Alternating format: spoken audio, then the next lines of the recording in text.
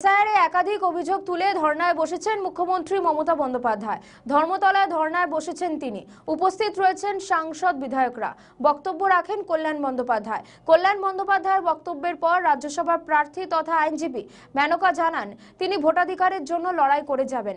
এমনকি তিনি জানান রাজ্যের নাগরিকদের যেভাবে ভোটাধিকার কেড়ে নেওয়া হচ্ছে সেটার জন্য লড়াই জারি থাকবে। আর কি বললেন শুনুন। संविधान को अपनाया।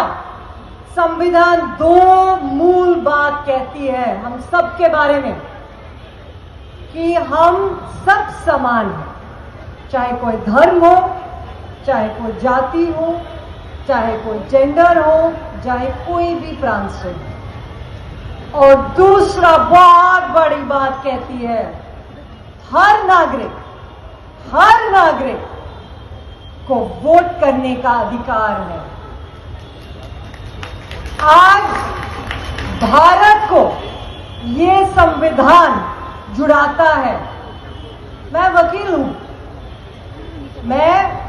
हूं, साधारण वकील हूं, और मेरे दिल में एक चीज है, संविधान।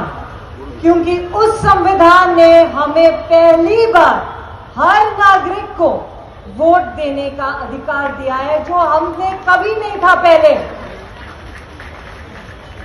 क्या मतलब होता है कि 60 लाख बंगाल के नागरिक को एजुडिकेट किया जाएगा।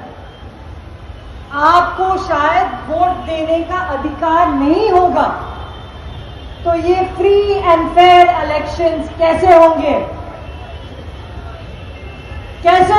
ये फ्री एंड फेयर इलेक्शंस? किसको वोट करना है बताइएगा। आप सब बैठे हैं, आपको नहीं लगता है कि सबको वोट करना है?